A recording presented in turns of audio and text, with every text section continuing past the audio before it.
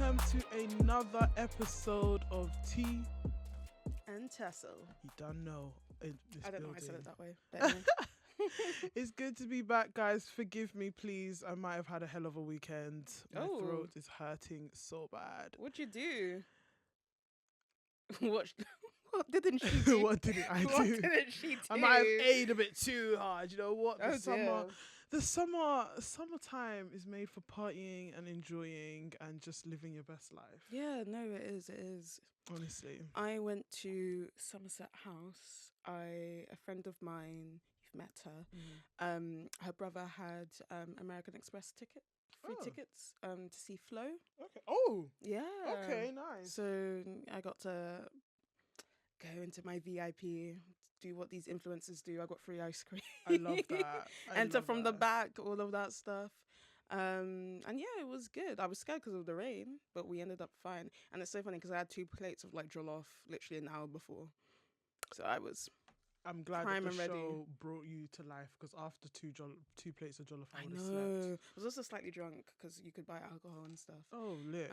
But no, it was really, really good. So yeah, I'm trying to be outside as well. Yeah, man. Live your best life. You know, even though we're inside, sometimes making sure that you get sports entertainment from us. Yes. And that being said, let's get into the world right. You see, there's still the weekend effects are coming. Let's get into the tea, guys.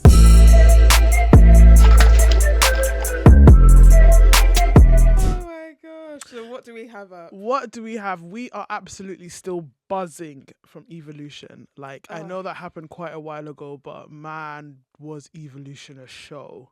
So you would have noticed in our last podcast when we were talking about Evolution, we did say that Evolution is a mystery. I still hold my ground on that, because up until maybe even the night of, it was a mystery, especially with the way people were talking about lack of build. People were very focused on ticket sales, but I, to be honest, wasn't really bothered about ticket sales at all. If anything, what we learned from WrestleMania, people will be buying on the hour. On the hour, literally on the day. The hour. Even upgrading as they enter the stadium. Yeah, exactly. So it was a mystery. And because of that, I feel like the women had to overcompensate and put on a great show. And I'll be honest, one of the best pay-per-views this year. If not the best pay-per-view of the year. Consistent. Every match was consistent. Every match was consistently good. Every match had an element of story in it, an element of shock factor. Every superstar that went into that ring had their shining moment, which I was not bored. I was not bored at all. I did not want to leave. I don't want to miss out anything. No, absolutely not. Especially coming off of a Saturday. I was focusing on WWE here. Coming off on Saturday night main event. Gosh. Evolution saved WWE's weekend. Literally. That being said, I didn't watch NXT because I was too tired after it was so much wrestling. There was so much wrestling that week. So much.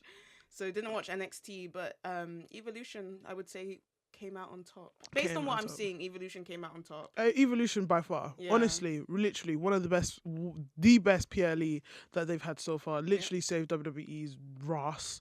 But yeah, man, should we go through the matches? Yeah. First match opening the show, and I think obviously we all knew that this was gonna be a banger. Yeah. To be honest, I mean, Becky Lynch versus Bayley versus Lyra Valkyria. Now, at first, I had doubts because sometimes a story goes on for too long, but every time these lot step into the ring, they exceed the last thing that they've done. Yes. And I was unsure about the addition of Bayley, because why are you adding Bayley to the mix? I hear it. Yeah. But after seeing how 3 of them were able to perform in that ring, I definitely think, that was good. I had no doubts that was going to be, especially like giving the consistency between Becky and Lyra. I had no doubts that match would not, that match was absolutely going to be stellar. And then, I mean, like, Becky and Bayley have put on great matches together. So it's really just, it didn't feel, you know how some triple threats just feel like against 2 and someone's just hanging around? I felt like it was equal. Yeah. It was equal. It was equal footing. And I love what this is doing for Lyra as well. Oh my, you know what? And like I said, I'm pretty sure I tweeted this. Whatever plans they have for Lyra and what they've done here, please move it to Julia. Do you know what? It probably makes sense that this has happened the way it happened. But it's very unfortunate because, again, it means that there is no equality in how they push women in general. Because at first, both of the belts were a bit iffy, right? But the intercontinental, it's followed its brother. The men's It's side. following the men's side. It's following the men's side. It's really becoming shot up. It's crazy. I'm looking forward to it. Lyra, I'm not bored. And you know what? She's become a better promo. Yeah. And it's because she's been up against Becky, who is arguably is the best promo Yeah. in the company right now. The USA, I don't know, put Julia with Asuka, see what's up. If you're going to replicate it, do it that way. I don't know, because I need some. Has she even defended it? She hasn't. I don't think she's defended it yet. She's just been prodding around. Yeah. I need doing battle royals and remix, if it has to be exactly the same way. But what I'm noticing in terms of the difference between the two championships is that I know that the Intercontinental Championship has always been a fighting championship. Yes. It's always been for the wrestlers. It's always been for those who... Whereas the United States has always been a kind of sports entertainment one. Yeah, like even if we're looking at the kind of the men's counterpart one, if you look at kind of like who the champions are and who they were in the past, they're kind of like the showboats, the kind of charismatic people, the the sports entertainment type. No, yeah, you're probably not probably, you are right, because if you really think about it, especially in the promos, they always talk about the history of the Intercontinental title, who won it, Razor Ramon, Shawn Michaels. It's this prestigious thing. It's at a level very close to the world heavyweight title. So like, great that it's happening for the women, and these are the right women to elevate it. I just need you to elevate the rest of them. Yeah, elevate the rest of them. I can't believe I'm saying this. The tag team titles are also Is it because they're defending them a lot? Is it because Raquel suddenly has come into her own? I don't know. But even the tag team titles are increasing their peaks. I just need the rest of them to just follow on. Yeah. I want to. And see, this is why things like Evolution need to happen, because then it gave them all opportunity. It gave them all opportunity. It gave them all a limelight in terms of, like, I feel like all of them were defended on that show. On all of them, except for the US. Except the US wasn't. The US wasn't defended. And they didn't even, what's the point of a pre-show? I don't even know. It's just no matches. No matches. Just talking. We're just talking these days. We're just talking and reliving history. Okay. Yeah. The US wasn't. The US wasn't defended because she was in the Battle Royal. Julia was. You see my face. Yeah. So all the titles were defended except for the US. Yes. Yeah, except for the US, which is crazy when you think about it. But anyway, so obviously the first match was for the Intercontinental Championship, which Becky Lynch retained. Yep. And then we had JC Jane versus Jordan Grace for the NXT Women's Championship. Based on Slammiversary, I'm a little confused, but I'm also confused in general because I thought Jordan was in SmackDown. So what's happening? I don't know what's going on, but okay, let's talk about the match first. Entertainment wise, it was a good match. It was a very good match entertainment wise. I like the addition of Blake Monroe and JC Jane's entourage. I really, really want to understand what it is they're seeing in JC Jane. I don't know. Am I blind? Am I not seeing it? Am I like? Is it giving generation's Mandy? Does that explain it? That explains it. Okay. I mean, she would not probably get to that level. No, but I think that's where they're trying to go with her. Yeah. If you say it that way, it works. But if you say it the other way, I just don't see it. Yeah, no, I know what you mean. It's giving like transitional but not transitional, if that makes sense. It's interesting. I saw, was it a tweet or a Reddit, and they were comparing NXT trios and then like main roster trios for the women, and the women who were always standing on the right are the ones who have elevated, and the others are have been released. JC Jane was always on the right of the Mandy trio. Oh my She always stood God. on the right. It's conspiracy theory. Don't stand on the right hand. You know, I see what they're doing with it. I think it's just a bit hard to conceive the notion because Jordan Grace is Jordan Grace. Yeah. And so that's why it's a little bit. But then, like, JC Jane is sneaky. A sneaky win is always needed now and then. And then, of course, she won because of the turn. Yeah. Well, it wasn't a turn, the betrayal, sorry. The betrayal, yeah. So, and they obviously have plans for her. I mean, Slammiversary, we'll talk about that. We'll talk about that. They obviously have plans. But I wasn't mad at the match. I actually thought it was a good match. I thought it was good. I thought Jordan Grace is definitely a performer. Yeah. Like she can go in the ring. For like sure. I think she's bloody fantastic. Yep. I didn't really favour to her once they have social media, but once they remove the social media aspect from them, oh okay, yeah, I love it. Yeah. I love it. The only thing is now I haven't watched NXT. Forgive me. I don't know what this means. Again, wasn't Jordan supposed to be on SmackDown? Because now this is clearly a feud to me. Blake Monroe versus Jordan. Is it on NXT?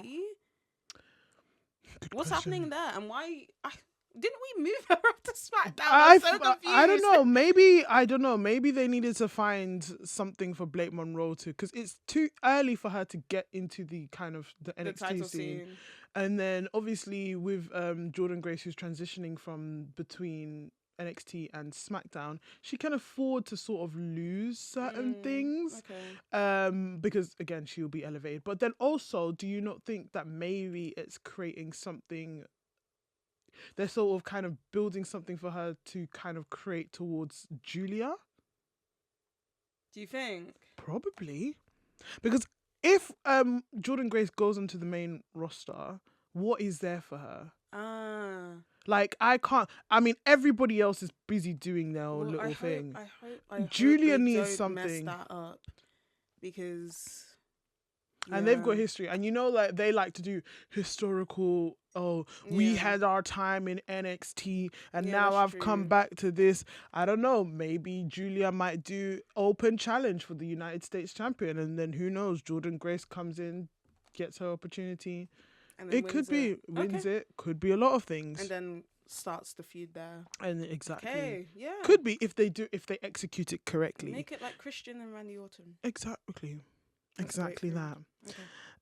And then we had the Fatal 4-Way Tag Team Championship match. Okay. First of all, do you remember the participants? Yes, but I want to focus on a specific team right now. Okay. On the back also of a brilliant article that I read. Let's before we go into it. Oh, okay. Let's just say the teams first. Charlotte and Alexa. Yep. Raquel and Roxanne Perez. Yeah. Oh God, who were the rest? The Kabuki Warriors. Oh yeah. So Kyrie and Asuka. And then Soruka and Soruka and I've forgotten her name. I forgot her name too. Shoot.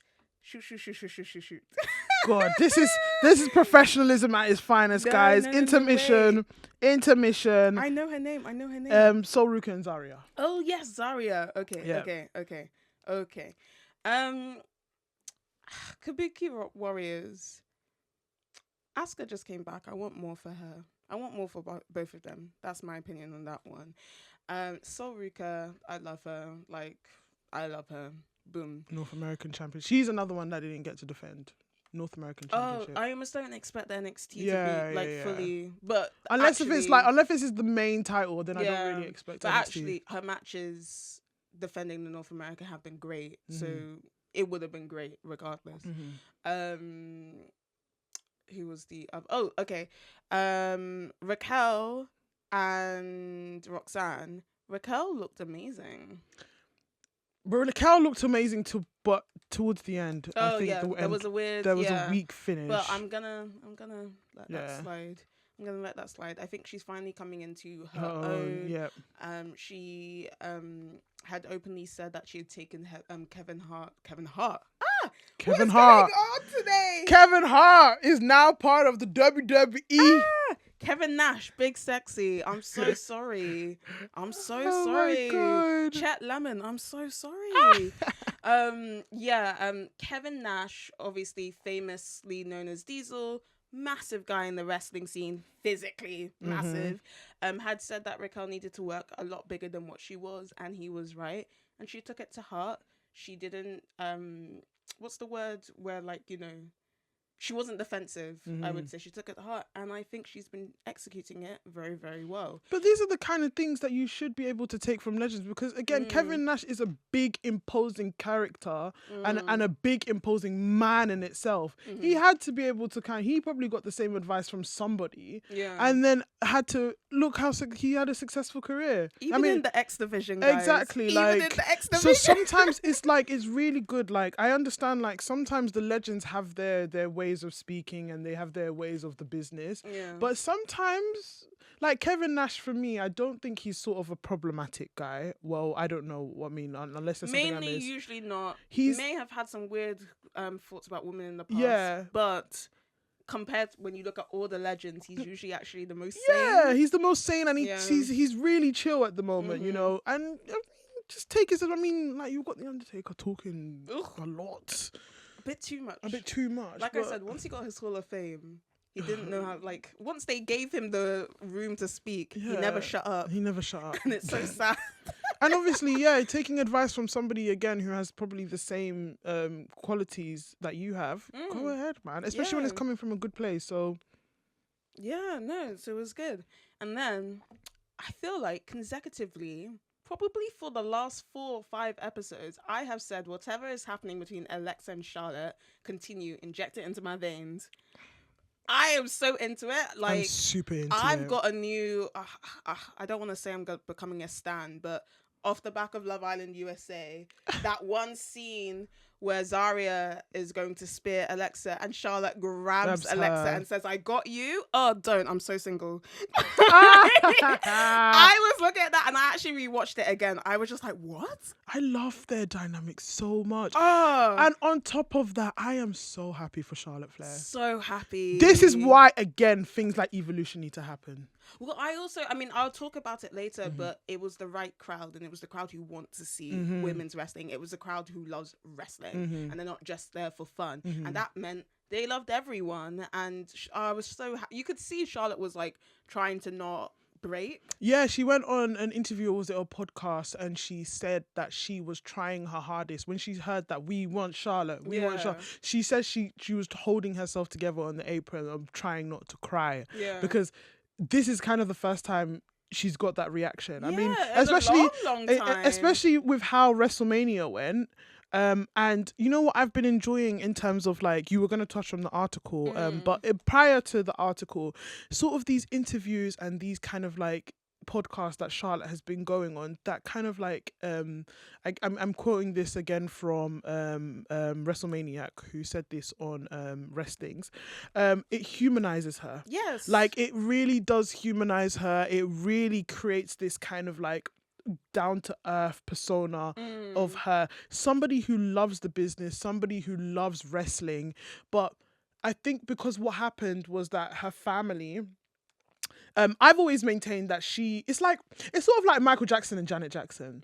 You know, Michael Jackson is already having this kind of career that is like this godly career. Like, again, her father, untouchable, legendary career. No matter what you think about Ric Flair, you know, he's had his career. And then obviously you have to sort of piggyback off that as somebody, but you have to create your own legacy, your own dynasty. And Janet Jackson was able to do that with her, even though despite having a brother like Michael Jackson. She's probably the only one who managed to be able to. Solange, maybe. Oh no, I'm talking about in the Jackson family. Oh, in the Jackson family. Yeah. I'm talking when we're talking about brothers. Solange. I have my opinions about Solange, and they're very high. So Beyonce and Solange, obviously Solange has been able, but I think those are kind of like, you know, those things. But for you to kind of like, even Diana Ross and Tracy Ellis Ross, you know, she's been able. Loads of people don't know that she's her daughter, which I find weird. But even then, you've created your own legacy to be able to be like, yeah, do you know what? I've got my own thing. If you randomly listen, I used your leave-in conditioner. Not that she's listening. She wanted us to go Las Vegas. Yeah, I'm telling you, this is wrestling related. She wanted us to go all the way to Ulta in the middle of the Las Vegas desert so that she can buy your curl pattern. I had to sit her down. Also, Beyonce, you sold out of your sacred as well. You sold out. I did make it to Ulta, and you sold out. But it's okay because I got them. But anyway, back to Charlotte. We digress. Back to Charlotte. For you to be able to create that I've always maintained that she's always created a dynasty of her own. She's always created a legendary career of her own. But I always feel like it hasn't been recognized because, again, of that Flair surname. So she didn't even want the Flair surname in to begin with. I do remember that from years ago, where also in NXT she was Charlotte. The Charlotte Flair came when she came onto the main roster, and even that, like, even down to the kind of entrance is very, hey, this is my dad. But I understand honoring your kind of like honoring your predecessors. Natalia does it. Dominic Mysterio does it. Like, they honor the people before them. Yeah. They honor those who kind of like. So I get the whole honorary aspect. Like, you know, this is my dad.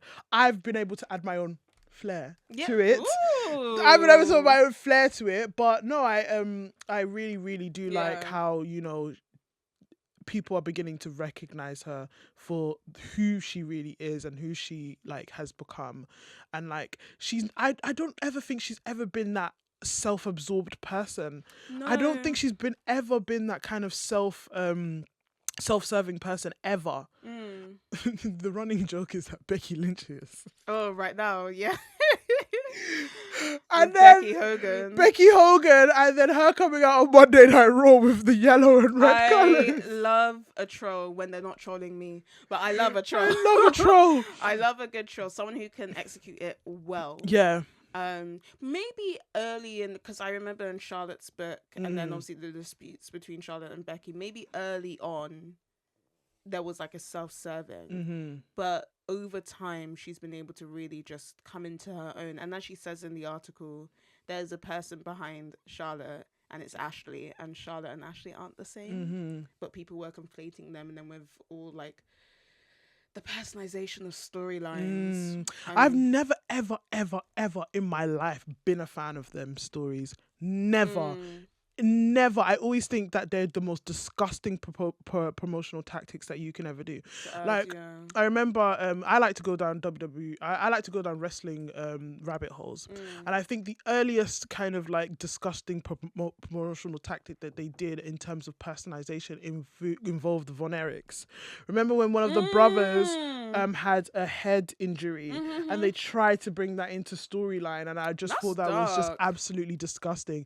I even thought that the whole Matt Hardy and Lita situation absolutely disgusting.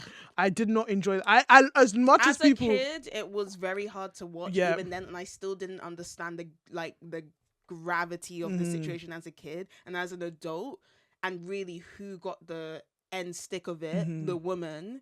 And even down to now in most recent times, the whole bringing up the divorce, bringing up the because that's Ashley. That is Ashley, Charlotte. Exactly. And I just like I said, real life, bringing in real life stories into wrestling for me, like I said, is always going to be a disgusting promotional tactic. If it can be done tastefully and with consent, I won't bat an eyelid. But that obviously, she said she was shocked. They didn't discuss it and blah blah blah. And then obviously the arguments that, you know, well, she was burying Tiffany, so it was fair game, but she didn't bring Tiffany's personal life. She didn't bring Tiffany. I mean, what's the word she said? Kaiser's in my DMs. Yeah, in response to the divorce comment. So yeah, regardless, anyway, Charlotte is coming into her own. And the thing is, I feel like that's what they were trying to do beforehand. Before she got injured, she was kind of in the tag team scene. And then, of course, when she was coming back, it's like they shoved her in our face and, you know, all hail the queen and blah, blah, blah. Now it's just, did you see the little heart thing she did with Alexa? Guys. That's going to be our thumbnail. Oh. Guys. Oh my God, no, do you know what I loved? Sometimes you just see like a little bit of like kind of like a little bit of playfulness. Yeah. And that is what I love. Or what's it called when she was like, because you know Alexa's so short, and when she put her sleeve up and it covered the whole of Alexa. It was just personality. Yeah. It was just nice. Like I said, again, quoting off WrestleMania, personalization. Yeah. Human kind of like traits. Because again, like, there's people who are like beyond like godly personas in terms of wrestling, in terms of entertainment in general. But you can So bring charisma in other ways. And yeah, that's what they're doing. yeah. You don't have to be the and I'm Rock. so glad. I'm so glad Charlotte got that pop. I'm so happy for her. know. I bet I knew she was shocked in herself. She was like, rah. Yeah. But I hope they win the tag I team think champion. they will. Because hope I they don't know will. why. I don't know why Roxanne and Raquel are defending every week. Fighting champions. So Fighting. just them, yeah. And then, just them. It's just yeah. gonna be Judgment Day. But yeah, obviously Judgment Day retained, and Raquel Rodriguez took the pin. She didn't take the pin. She did the pin. Yeah. I thought that the finish was a bit weak. I really didn't. I mean, throughout the match though, everybody, like the cutest moment, everybody was just outside the ring hugging each other. Yeah. And I was just like, this is sisterhood. This is solidarity and sisterhood. I know. I got you. I got you. I got you. I got you. And I got you. Mm. And then we move on to Tiffany Stratton versus Trish Stratus. Okay. I had tweeted that I did not give a crap about this match. And I tweeted, they need to wrap this up in 7 minutes. I saw that, yeah. However, how wrong we are. First of all, before we even get to the match, I loved the whole introduction of all the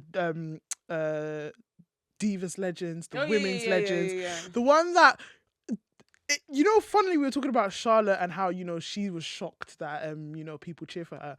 Melina, till this day, is still shocked that people cheer for her. And I'm like, Melina, do you not understand? Your entrance. Do you not, first of all, your entrance, and first of all, you are actually a good wrestler. Yeah. And you actually had great style. She had a great storyline in terms of when she was with Eminem. If they didn't go through some of the stuff, I think they would have been a legendary tag team.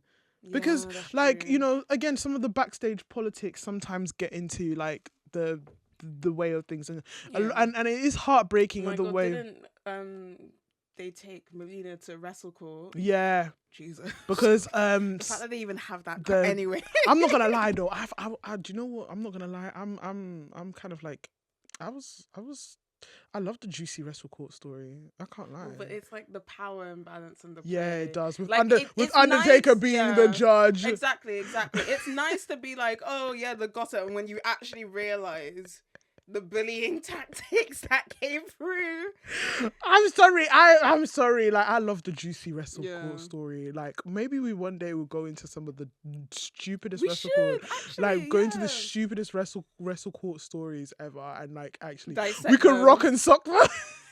Maybe we should do that. We should, because there is some that I want to rock and sock. There's some that I should actually do that. Let's do that. But anyway, that's not what Melina is about. That is not what her legacy is about. She's actually, and she won the women's title. She won the Divas title. She won the tag team titles with Eminem. Like, her accolades speak for themselves. Yeah. Like, she's had a fantastic run. So I just hope, she understands that people love her, and she's very talented. And, even when I feel like she should have known people loved her from when she was a surprise Royal Rumble entry.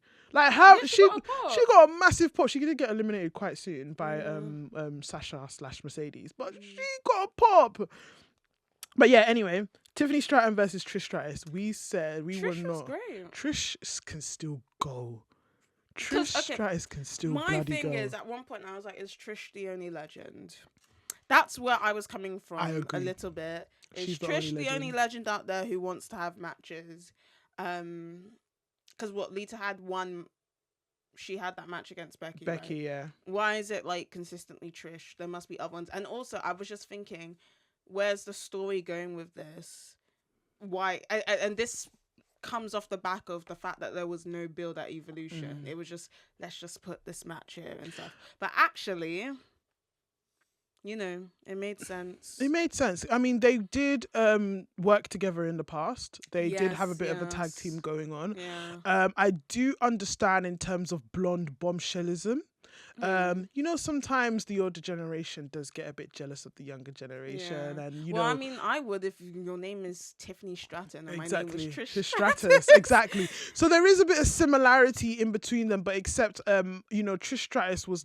I wouldn't say she was humble in her days. Handsprings in the ring. The way I was doing hands. Yeah, she had a bit of an ego when she was younger, and same Tiffany has had an ego from the get go, and obviously putting the two together sort of is kind of like, you know, looking in the mirror type of like. But it's also, you know, I feel like they could have developed the story a bit more. It's just like in terms of Trish Stratus could have said I paved the way for you to be able to express yourself in a certain way, still be respected. Because remember, Trish wasn't a wrestler first, guys. No. She was a sports model, and she had the titties, let's be real, she had the titties, she had the hair, she had everything. Like she like if she didn't want to wrestle, if she didn't, it was until we realized, oh wait, hold on, Trish Stratus is actually a great wrestler.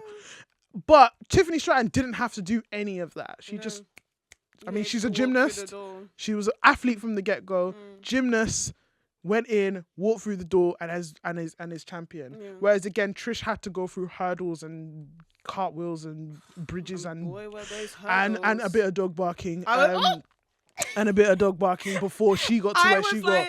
So, like I said, hurdles, you went straight to the mean, let's call a spade, innit? She had to go through all of that. But so I wish they could have said, you know, just to zhuzh it up a bit. But if they say that, they have to now talk about all their transgressions. Yeah, they all. So I'm guessing that obviously, you know, they don't have they don't want to bring up past, you know, because that is again another disgusting storyline, making a woman bark in the middle of a. Awful. It was awful, but these two can go. Yeah, no, it was a good Trish match. Can go. It was a good match. I won't say it's the best match of the night. It wasn't my favorite. At one point, Trish was out wrestling Tiffany. Sorry, but it is what it is. But the next match was Jade Cargill versus Naomi. Okay. Oh, everybody. Okay. I know Natalie has some views about this, but let's go. The main thing, and I've written it down here, is that I would have wanted more from Bianca in this match. Why be special guest referee if there's not going to be some form of an involvement or some form of there's supposed to be tension between you three? Showcase the tension. When they make these special guest referee matches, there's always something like, okay, first thing that comes into my head, Stone Cold versus Bret Hart, and then what's his name? Was it the special guest referee? Oh, MMA. What's his name? Oh no, what's his name? The MMA guy. Oh, I know who you're talking about, but the thing is, Ken Shamrock. Ken Shamrock. Yeah. And literally, there's so much tension, and Ken Shamrock has to do, like, literally lifts Bret and throws him. Even the one where Stone Cold was the special guest referee for, I think it was Brock Lesnar and Brock and Kurt? No. Was it not Brock and Kurt? Was it Brock and Kurt? I feel like too early? I feel like it was Brock and Kurt. We're just gonna say whatever you guys start screaming about in the comments, fine. I feel like it was Brock and Kurt. Or Shawn Michaels, Triple H and Undertaker. I'm just like, if you're going to be doing these special guest referees, you've obviously put them there for a reason. But could you argue and say that the tension was more so between Bianca and Jade? Because one thing I really liked about Jade, right, is that she did not trust Bianca. They showcased that towards the end. Even when Bianca it should have been throughout the match. I know it should have been throughout the match, but even towards the end, when Bianca was when Bianca wanted to lift her arm, she was staring at her like, I don't trust you. It felt very inconsistent with the storyline. But do you think she's limited because she's injured? Yeah, but you can act. I saw you weep. Yeah, true. When Jade was beating the hell out of Naomi. You were trying to run for an Oscar. You tell me you couldn't, you know. Yeah, you could have. They could have. But they sorry. Oh, sorry, hon. But this is my kind of gripe with some of the matches in terms of there's always just that they don't really go. They just need that extra je ne sais quoi. Yeah. So, like for example, Jade could have done like what's it called? Jade could have done a stare at Bianca while she was pinning, like, you know, stare at her intensely to make sure that she's pinning, that she's proper pinning, or she doesn't turn her back towards Bianca because she doesn't trust Bianca, yes, or she, like I said, extra things, like, or like maybe looking, like maybe creating like adding a bit of personification to Jade where she becomes this paranoid character. No, exactly. I think that would work as well, because right now, do I want to say this? Do I want to say this? Say it. I really don't enjoy Jade's promos. And so I think she has a lot of work to do. She has a lot of work. She's still green. She's still very green. She's still very green. And so if it really does end up with Jade and Bianca at some point, I know Bianca will be able to kind of elevate it. Mm-hmm. But like, it's these subtle things that you can do in the beginning to kind of like make us forget about the fact that you struggle with these promos and stuff, because I'm seeing you. Do you think she needs a spokesperson? Okay. I don't know why I reacted like that. I've been saying I think she needs a spokesperson. The problem is I don't know who or how. She needs a legend. She needs a legend. A legend. She needs a legend. She needs. Who would be her spokesperson? I miss the day of female spokespeople, like Miss Elizabeth. What's it called? Well, because do you know what it is? I was trying to think of like women and spokespeople. Sensational Sherry. Oh, Sensational Sherry. So like, usually it's the women who are the valets for the men. Yeah. And like the only one, I guess because we're talking about TNA later, it's in my head. The only one I could think of was the fact that Wilson Kong had please, I hope I haven't gotten this wrong, but from what I remember as a child, Raisha Saeed. Ooh. And the thing is, my sister and I used to laugh because she used to just coming at nowhere and scream at them. But it was great because Wilson Kong never spoke. And she still looked scary and dominating. Yes, and even like... There was Raka Khan as well. Even Booker T's wife. Oh yeah, Charmel. Booker T spoke, but Charmel added that pizzazz. Yeah. To the end. Even the main event Mafia days, the way she was... No, but how I know she could be a great spokesperson is when she was giving her Hall of Fame speech. Yeah? Oh yeah, she was great. I was like, she's actually giving a great speech. English literature. Not that I know she has this degree, but I was just like, someone has this English literature degree. Because like we were thinking about in Evolution, like they could have done with at least a female member as commentator. Obviously, Stephanie is not going to be that person for Jade right now. We'll talk about it because that's on my list too, girl. That's on my list. But I definitely think Jade could do with a female spokesperson. I think so too. And there is black legends out there. Jacqueline, Jazz. Okay. Jazz, maybe. Jacqueline would not be on even my list. Melina, yes. Jacqueline would not be on my list just based on the pre-show but then I guess that was her talking normally. If she's, because the thing is, Jacqueline was the spokesperson, again, TNA, Beer Money, and it worked well, but I think now I was like, oh, you're a bit too talkative. I need you to be direct. But then she probably just needs to, she was being casual there, so I probably shouldn't mention it. But yeah, no, she needs a spokesperson. Yeah, she needs a mouthpiece. Yeah, someone to just make her like be an absolute beast. She can be an absolute beast. I really hope they do find someone. Especially it would be more so great if it was a black woman. Yeah. Because again, we're elevating the black women here. Yeah. But yeah, in terms of the match, Jade Cargill versus Naomi, great match. Both very balanced for me. A bit more Jade heavy because again they're trying to put over Jade. I wish Naomi won the match, but that's just my personal opinion. Yeah, obviously it doesn't matter now, but yeah, there was a reason why Naomi didn't win that match. Again, Naomi can afford to lose, but then also later on in the night which we'll get to. Yeah. The Battle Royal. Okay, so I fell asleep. Okay, I did not. Everybody had their shining moment. Yeah, it looked like it. The thing is, I felt it like I saw the entrances, immediately was like, Stephanie will win. Fell asleep, woke up, Stephanie had her hand raised, and I was like, okay, Stephanie won. It was a long weekend of wrestling. I really needed to knock myself out for a second. Stephanie killed. Like, Stephanie is a star, man. Stephanie is going to be main event at WrestleMania one day. I firmly believe in my heart. Like, that is one of the acquisitions that actually I believe made sense in terms of like. She was just on the main event of Raw. She's just great. And the And fans like love her. the fans love her. Her style is great. She's so charismatic. She's so enigmatic. She's so like she's just like the aura. Like there's not many women who are aura farming like this, you know. I know. And you know what? This is so random, but I really like that we're now at a stage where we are not vilifying international wrestlers, and that we're allowing them to have promos even if they can't speak great English. It doesn't matter because their aura is there. Io, Stephanie, like it doesn't matter. Like I don't really care because she's still, I know that she can back up with the wrestling. If it was like 10 years ago, now wow. So yeah, happy for Stephanie. And obviously we'll see how it ends up. She's definitely getting a title soon.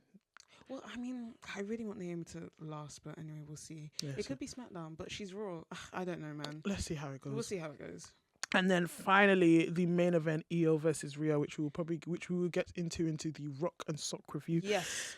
With the monumental ending. Screamed. I was so excited. I wasn't expecting it. I didn't think she was gonna cash in. I think she was. I thought she was gonna leave it to SummerSlam. She was gonna cash in against Jade. So I think this is where it comes in, where they said that they planned Evolution all around Liv. Mm-hmm. But in the end of the day, they didn't need Liv. They didn't need Liv. Love you, Liv, but they didn't need Liv. So they obviously needed, because I didn't think it was going to be now. Mm-hmm. But what a great ending. Mm-hmm. First of all, that match, long, but good. I'm glad. But really good. But a brilliant match. And once again, Rhea can't beat Io. Once again, but no, brilliant match, and these girls gave it their all. And I thought we saw a little bit of, I mean, people were saying it's a heel turn. I just felt like Rhea is basically realizing that she can't beat Io and she needs to be a bit more vicious. Yeah. And so we were seeing the first thing that we hear when we come from you is, this is my brutality. Yeah, so be brutal. Be brutal. Be brutal, girl. Like, I would love to see Rhea tapping more into a hardcore, but I'm guessing they're trying not to make her injured because, mate, she is the face of the company. Yeah. Oh, yeah. She is like, at this point, not even for the women, the face of the company in is, general. Like, the pops that she gets is insanity. It's it's crazy. Yeah. But all in all, glad she didn't win though. Do you know what?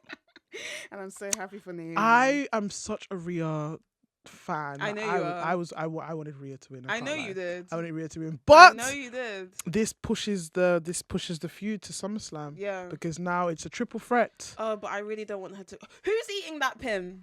Because now people are saying they actually think Naomi will win at SummerSlam, but Io will take the pin. I want it to be Rhea, not because of a sense that like I'm not, because I know loads of people's takes are like Rhea needs to be humbled. I am not that girl. I just want it to be Rhea because I need her to sort of take a break from the main event scene and pursue something else for a little bit and then come back again, because it's just generally been her, and I need. If there's going to be space, again, we don't know what's happening with Jade or blah, blah, blah, or Bianca or anything. There needs to be a space for another storyline where if Naomi does retain, it doesn't involve Rhea completely and it involves other people so other people get a chance. That's not Rhea's fault. I've said this again. It's how they've booked her. Yeah. So who do you think? There was a question in there. I think eating the pin. I think Io's eating the pin. Io's eating the pin. Io can eat the pin. It's unfortunate. No, yeah. To be fair, it won't affect her. We're not gonna see Rhea being pinned anytime soon.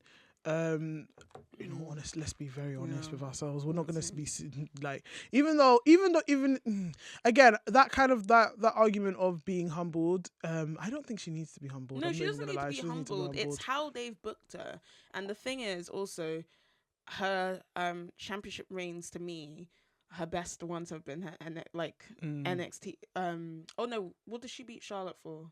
Wasn't it the NXT? Was it NXT? Wait, the one she beat Charlotte for at No, WrestleMania. Oh yeah. Oh no, but then the reign afterwards was Judgment Day. Yeah, her reigns other than NXT have not been great. Okay. So personally for me, because they've been surrounded by men entwined in the storyline, she barely defended it. So if they do put it back on her, make her this fighting champion, make her this brutal champion. That's all I want. I don't want just Rhea, I've got the belt, and then that's it, because her aura can. Or sometimes aura isn't enough.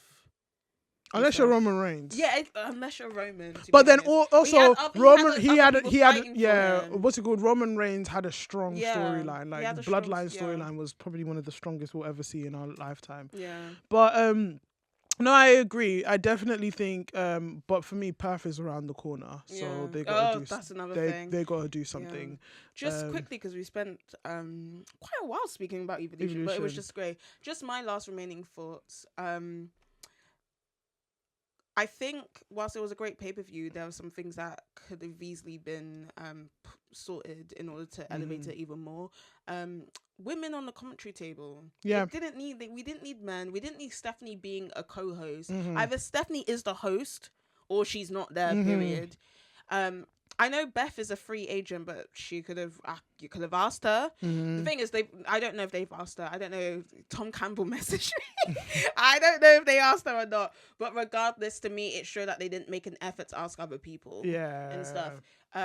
You had all these legends. And don't say it's because her husband is on the other show. It's not. It's not that. You had all these legends, and you didn't think to ask, could anyone do some commentary or something?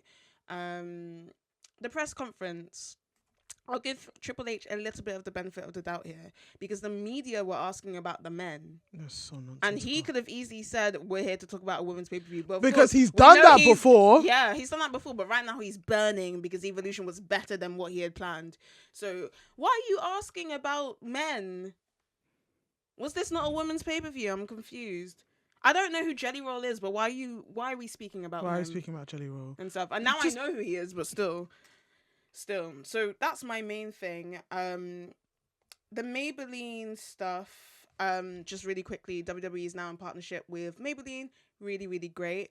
I know there was sponsors for Evolution, but I need them to continue. Like, it's not clear to me if it was just for Evolution or if they're going to drag it on to be their official partnership. I think it is official, but I want to see it incorporated a bit more. Men might be like, oh, it's too feminine, but I've always wanted to know what setting spray these girls are using, but the thing is, now we will never know because they'll be forced to use Maybelline. But if you're going to actually do this, I think your number one person is Blake Monroe, of course. And just a little tidbit, NXT, she's doing a promo outside, she's walking into the gorilla. She quickly just touches up her lips with, they have like a lip stain or whatever that lasts long. Quickly does that in Blake Monroe fashion, kisses the camera, music hits, walks out, and that is your advert. I want to see stuff like that. I want to see stuff like that. I don't want to just, I want to see like, this is what Tiffany uses. Or like if you're like not focusing it specifically in the ring and it's just like more marketing on the outside, do that. That's other than that, I think it's kind of cool, but like I want to see more of it. But also I'm also thinking Maybelline, great, historical, but I don't see Rhea using Maybelline. I see her if we're gonna really have to choose a brand, it would have been Kat Von D back in the day. My god, I agree. Or it'll be like NYX. Oh my god. Or is it mainly Kat Von D she would use? I think she would be using Kat Von D. Yeah. She definitely gives Kat Von D because obviously you know the tattoos and Kat Von D definitely has the high coverage foundations that can, and they've even used her kind of like foundations to be able to cover up tattoos. So definitely Kat Von D. I know I know Bianca Belair, she once said that she uses Danessa Myricks. Obviously black owned brand. And you know, I love this topic. Like, who would you associate with makeup brands? So we've just said, Blake Monroe, Maybelline. Yeah, I think she. We've said, or Lisa Aldridge. Yes. So we've said, Rhea, Kat Von D. Blake Monroe, Maybelline, or Lisa Aldridge. Bianca says she uses Danessa Myricks. But I would still say Danessa Myricks in general because of the eye kind of, she's very vibrant. I was going to say the eyes, but then, okay, so Jade is giving me Cryolan only because of the heavy duty making. That's the setting spray though. That's just the setting spray. Everything else, just very icy. Would you say P. Louise then? Or is P. Louise too cutesy? No, that's too cute. That's Alexa. Okay, so we give P. Louise to Alexa Bliss. Who has Ooh. Fenty? Jade Cargill could be Fenty. I had Jade in my head for Fenty, but then I wasn't entirely sure. Does she wear major eyeshadows? Yes, she does. So then that's back to Danessa Myricks. Oh, Pat McGrath. Yes! Yes! McGrath. Yes, Pat McGrath and Jade Cargill. Yeah, Pat Yes. McGrath. Bianca, I'll give you Fenty. I think, no, I still think it's Danessa Myricks. Oh, okay. I still Bianca, think it's Danessa Myricks. Naomi. Ooh, Someone needs Naomi. ABH, but I don't. Oh, no. Naomi Natasha Denona. Yes! Yes, I agree. Who would you give Chanel? Oh, Charlotte. Charlotte is Chanel. Charlotte. Charlotte But is I Chanel. was even just gonna say, what's the brand? Who has Juvia's Place? It's Vibrant. It could be Jade Cargill. Oh, see, you see, there's so much. What does Becky have? Oh, Becky's giving me something like timeless that is always gonna be there. But it's just like it's not super full coverage. It's just Bobbi Brown. makes sense. Oh, something like Rare Beauty or something. Oh, Rare Beauty. I don't know what their foundation's like, but their highlight is yeah. great. Do you know what I mean? Something like Something great to replace my Becca. yeah, something like it's still natural but Yeah. accentuates your features. Yeah. So I definitely think Oh wait, Glossier. that's it. Glossier. What's it called? Becky's giving Glossier. But she does wear full face of makeup. No, but it's like it's still kind of. It's not. She does wear full face of makeup, but Yeah. it doesn't look like it's not packed on like Jade. It's not packed on like Tiffany. Yeah. Like Oh, it's to be fair, that should be Raquel then. because Raquel Skincare and yeah. makeup. We've lost the plot. But anyway, you guys let us know. This is what Tea and Tussle is all about, to be honest. But anyway, Evolution was a mystery that was unmysterious and did pay off at the end. Yeah. So, let us know what you guys think about Evolution. And I leave you with the question, should Evolution be a yearly thing or should it happen multiple times a year? I know my answer to that. I definitely think it should happen multiple times a year. I don't think it should be just a one-off thing in a year. I think it should happen once a year and more than anything else.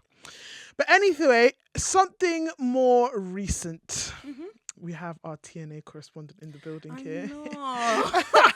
But TNA Slammiversary now. I've seen some takes. I will put my hand up right now and say I didn't watch it.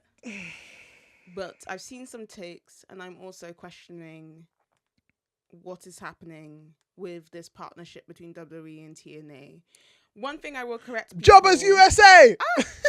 One thing I will correct, because people are like, why would TNA ensure that agree to have both of their main titles removed on their biggest pay-per-view of the year?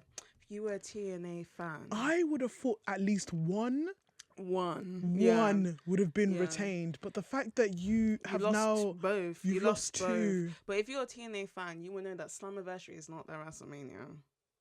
Is it not? No. What's theirs? Bound for Glory. Oh, I thought it was Slammiversary. That's just their anniversary.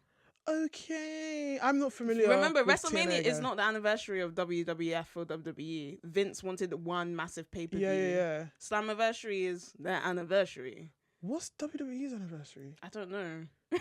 Good question. I want to find out. I don't know. They've got like big four. I don't know if the pay-per-views have changed, but they definitely have their big four: Bound for Glory, Slammiversary.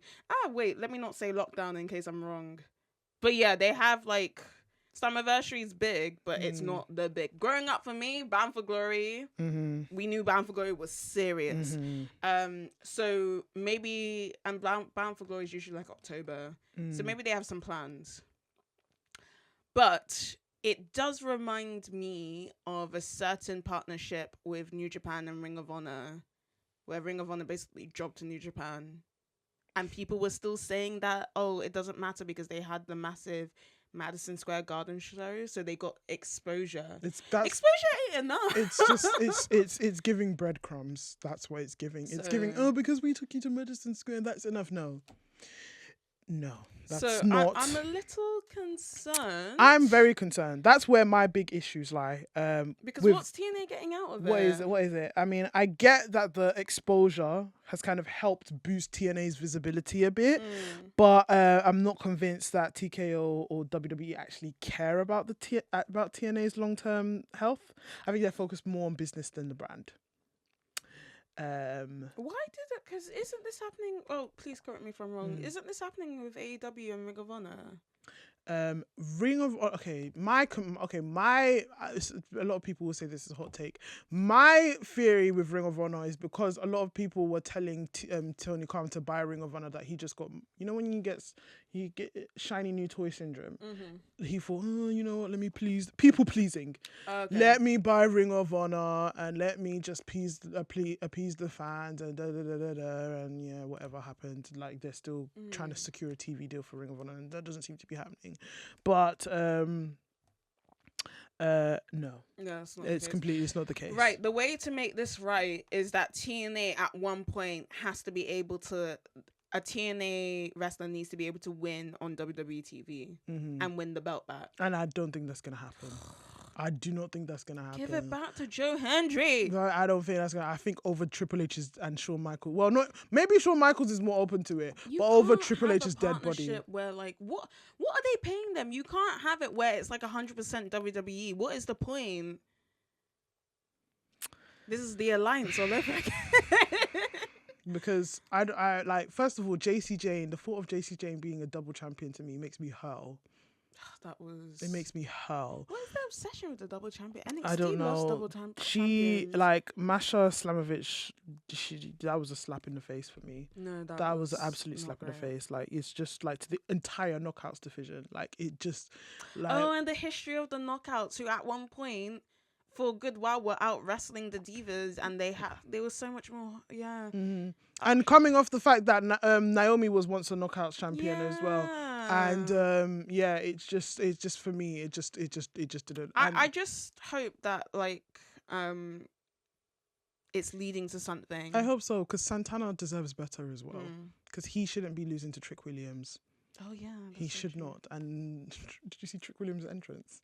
No, I saw people talking about it. Was like some gospel rendition. Yeah, okay, I saw black people just in black, and I was like, I bet you they're singing. Okay, I'm not surprised. Oh, what gospel rendition of Whoop That Trick? Whoop That Trick.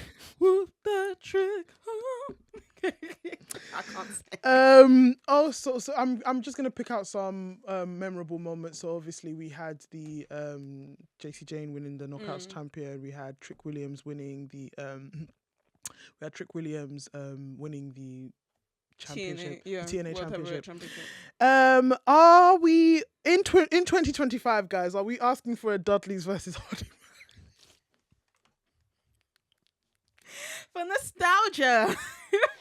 We're about to get Brothers of Destruction versus DX at Crown Jewel. I read a tweet somewhere that Devon is scratching his head because he doesn't even know that this match is happening. Are we? You know what?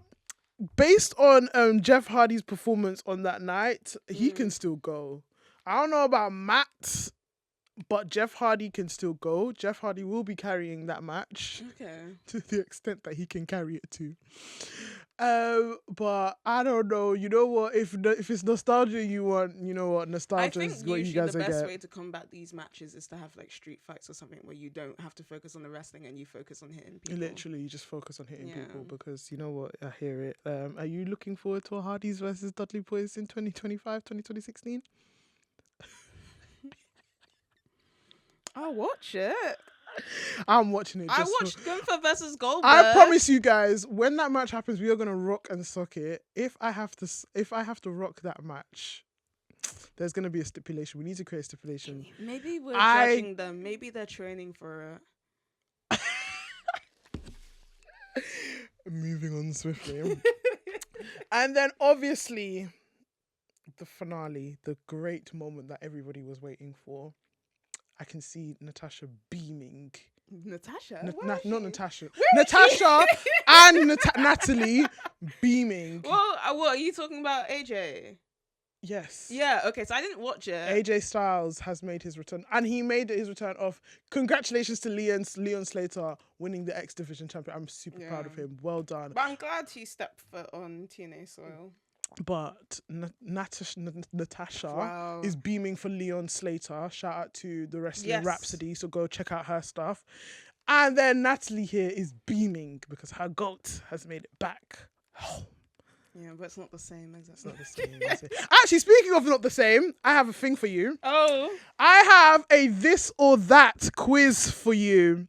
Now, guys, the aim of this quiz is to ask our TNA correspondent, our TNA respondent, our TNA enthusiast, whether she prefers this superstar on TNA or at other companies. Now, this could be WWE, AEW, New Japan. It could be anything. Okay. So we'll start off easy. Are you ready? I'm not a TNA correspondent. She is a TNA correspondent. First of all, we'll start off relatively easy. Okay. Samoa Joe. That's not easy. Which do you prefer? TNA, NXT, WWE, or AEW? I prefer Samoa Joe's theme in WWE. Theme in WWE. I do as well. I'm gonna say TNA. Oh, she prefers. I'm gonna say TNA because unfortunately he was plagued with so many injuries in WWE that we didn't get the chance to see. I still dream of that, like Joe and Brock. Like Joe should. I'll say TNA. Okay, Kurt Angle.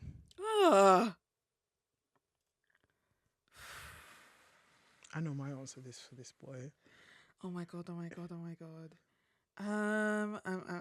He had great TNA matches. And then my favorite rivalry of his was Kurt versus AJ. Well, I actually thought AJ and Karen Angle had an affair because I was naive, but I was a naive kid. Oh no, but no. Okay, for the accolades, I'm going to say WWE. Okay. Truly inside, I want to say TNA. But you can't dispute the accolades and the amazingness that Kurt was in WWE from beginning, not till end. We saw how that ended and stuff. But I'll say his tenure, WWE. Okay. This one is a wild card, Gail Kim. Oh, TNA. Straight up. Sorry, TNA. all her matches with Wilson Kong. I'll never, do you know what? The WWE, I'll never forget she walked out of the Royal and never came back. I love that. Great. Oh, but I liked her WWE theme. The Matrix stuff. I like that. Ron Killings / R-Truth. Oh, people are going to judge me. I kind of like R-Truth. What's up? Stand up and say what's up. What's up? Especially when because I was in the crowd when R-Truth turned heel the first time.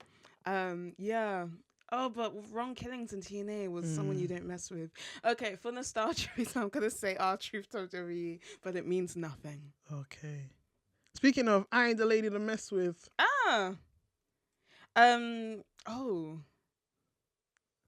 I'll say WWE. Victoria / Tara. Yeah. It got weird in TNA. Okay. Just a little bit of Mickey towards the end.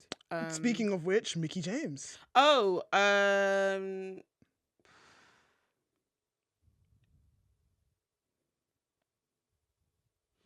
Hardcore Country. I'll give it to TNA. Hardcore Country. I'll give it to TNA. Okay. Okay. Then let's get to some easy ones. Then let's get to. I'm gonna do 3 more. Yeah.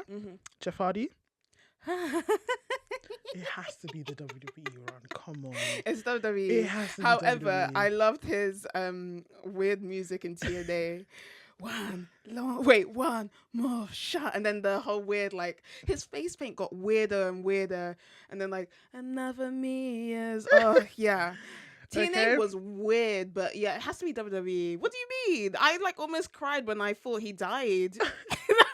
With the pyro, and then I didn't forgive CM Punk for a long time. Yeah. Christian. Oh, okay. So Christian, TNA. But the problem is Christian has probably had one of his best ever tenure. I'm gonna say tenure. I don't know why I'm saying tenure, but in AEW, this turtleneck story. The patriarchy. Christian came into his own and proved that he was main event level when he went to TNA as Christian Cage. They made him a star. I think he was always a star. He was always a star. Do you know what? I think we were all Edge. He's always Christian was literally one of my favorites. Like Christian, one of my favorites.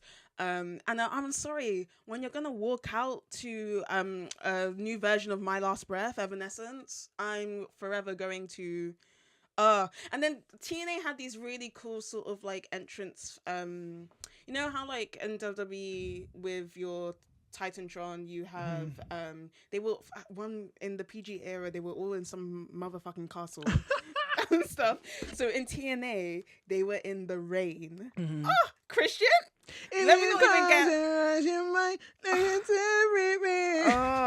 not even get into I love it. I love it. Yeah, Christian TNA, absolutely. Like feud with Rhino, Christian Coalition, feud with AJ, then coming back with Rhino. Yeah, Christian.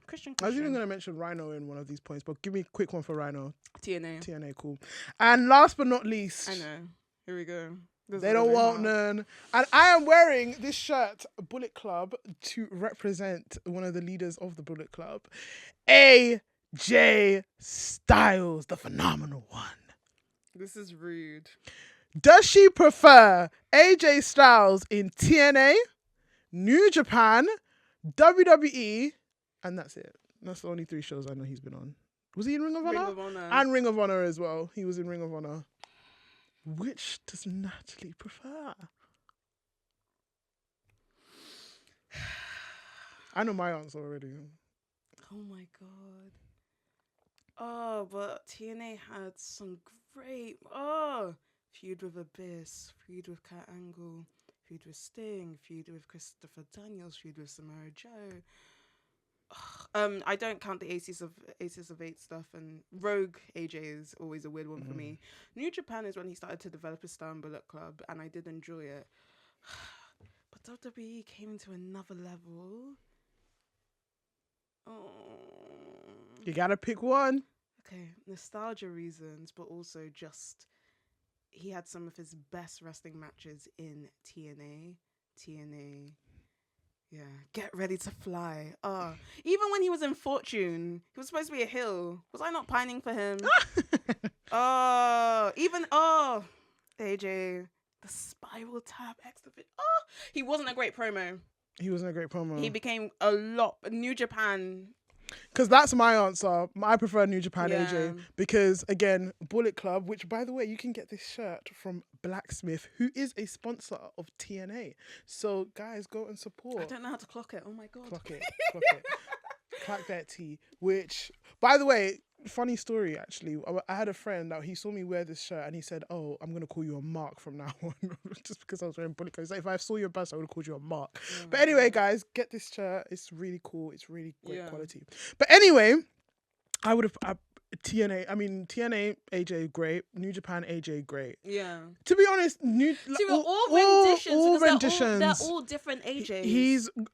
AJ is just the GOAT. He is the GOAT all rounder. Even though I joke and say he's washed, he's actually fun. No. He's actually great. I'm really loving this Dominic and AJ. This Dominic and AJ storyline where he's like literally praying for. Yeah, please God. Please God. No, it's such a good relief after that Logan Paul crap. Oh gosh. Finally. And you know, he's been able to kind of like comically diverse himself, which I literally love. He's gonna have. I hope his like when he does reach his final run, which is not. They give him all the. They give him such a big accolade for his services to wrestling. Oh my God, like, they have to. That he technically was in WCW. Mm-hmm. Do you prefer him in WCW? He only started out. It was like a couple of matches. But yeah, that is Natalie's this or that. Please let us know what you think about her choices. I'm not gonna lie, I agree with all her choices, to be honest. Really? The Jeff Hardy one, I prefer the TNA one because I'm not gonna lie, that match between him and Sting, it was a low moment for him, but it was a high moment for me. A high moment indeed. That's me just being messy. And that's why we got one last shot. That's what. But anyway, guys, we have just enough time to get into the tussle. And we are going to quick fire this one because Yeah, I'm more than happy to. we've already kind of said our piece around these matches, but we're first going to start off again, way back, Rhea Ripley versus Io Sky, which eventually became versus Naomi. A became boulder. a boulder. She says it's a boulder. She says it's a big ass rock. It's the Grand Canyon. It's the Grand Canyon. I have to Mount Rushmore. throw a spanner in the works though. Do you think that the cash-in ruined this match? Oh, what is this talk about? Have we forgotten what a cash-in is? Because but now as a black woman, you're now screaming. Because a lot of people say that normally when a match is bad, they rely on a cash in. So this is where not bad per se, but this is where it would have been interesting for Naomi to cash in on Tiffany, because let's say that the match wasn't a big it wouldn't thing. have had the same. It wouldn't have had the same level, in my opinion. We were freaking out. But then also remember, Naomi was showing interest in the SmackDown Championship. Yes, well, she's keeping you on your toes. But she's keeping you on your toes. She said, "Proceed with caution, guys." You think she was lying? She wasn't lying. She was telling the truth. She told y'all to proceed with caution, and she did. That's, you know what? And this is why my gripe with WWE making Money in the Bank in a little bit like on a lesser level, because I'm sorry, I still remember in complete shock when John Cena bleeding in the middle of the ring and Edge comes out of nowhere. The whole point of Money in the Bank is supposed to be like, you're supposed to be starstruck in all. You're supposed to be shocked.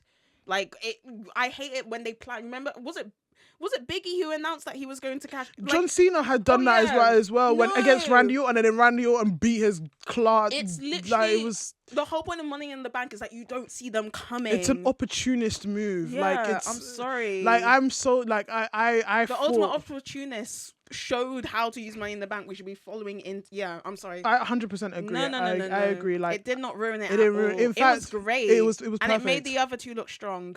Made the other two look strong because it still protects them. Yeah. That's a tactic that you guys need to start. We need to understand that people need to be protected. Io Sky, yes, she took the pin, but at the end of the day, she's still protected because of that Money in the Bank. Just had a main event on Raw, please.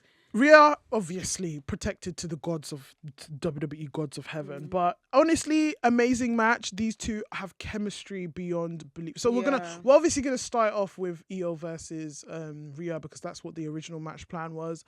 These two's chemistry and storyline, I thought, was solid. Right. It's away from this whole catty business of bitchiness and this, that. It's actually like skill. It's about skill. It's about respect, and it shows and it elevates Io in a respectful manner, because someone like Rhea can't beat Io. Yeah. And Io kind of does need something like that. Yeah. Like and she makes her look like an absolute wrestling god. Exactly. And you know what? She is held as a wrestling god because she's been, these girls were scared of her in Japan. Exactly. But then also she's also been held as probably the best wrestler in World Wrestling Entertainment right now. So some of the moonsets when they were fighting outside the ring. If I remember correctly, my favorite was I'm a sucker for a Spanish fly. Yeah. So I'm beginning to love it only because Penta does it. But yes, I absolutely, it was a proper bump fest, great chemistry, fire from start to finish, and great brutality at the end.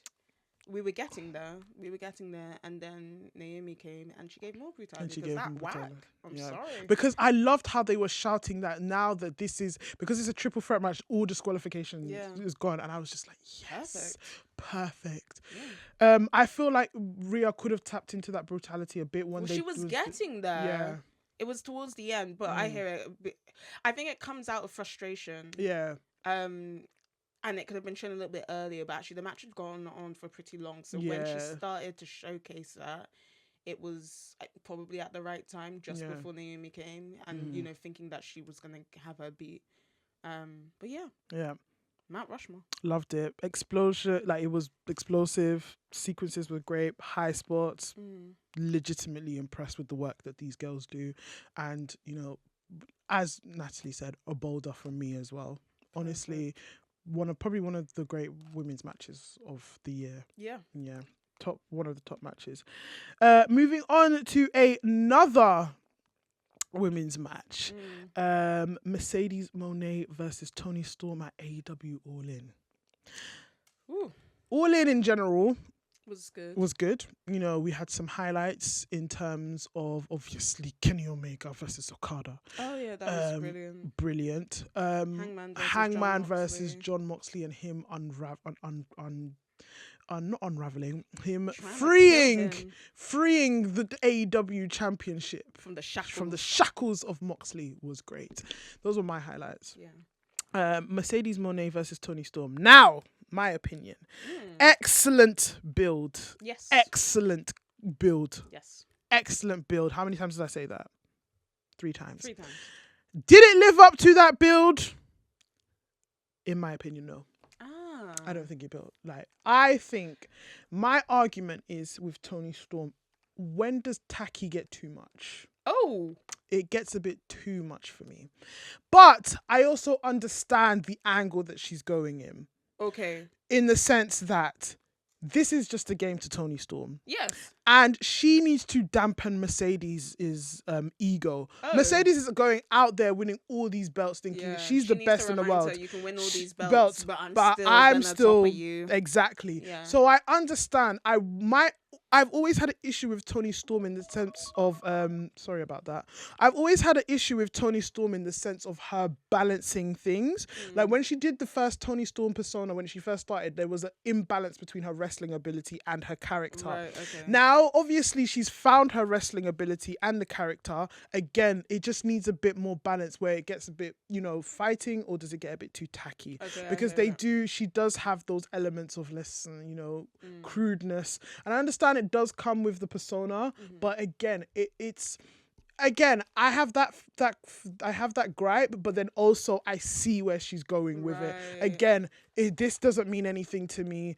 You're just Mercedes at the end of the day. You still lost at the end of the day because, like I said, you could go around. And I did say she should lose. I did say Mercedes Moné should lose. I was fine with that. I think. Yeah. I wasn't actually expecting the first match to be explosive. I feel like it will be a best of 3 series. Yeah, and I think what's gonna happen is that they, again, Mercedes is gonna go down through this downfall of losing these belts, and then this elevates the AW Women's Championship to level because again, like I said, you can beat all of these girls around the world, but you can't beat me. This championship is big. So the first match again is serious. It's not gonna be serious. It's gonna be character. It's gonna be playful. Yeah. Still gonna have some good movesets. They put on a great match. I will give it a rock. But for me, turn down the crudeness. But again, I agree with you. Maybe down and probably to the second and third match. That's when when Mercedes locks in, and then when Toni herself been's like, "Oh, I'm clocking you now.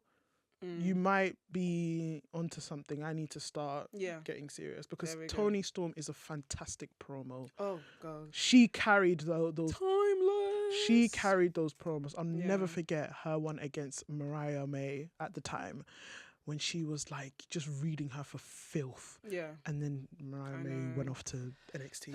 Guys, I'm really sorry. I'm gonna give it a rock.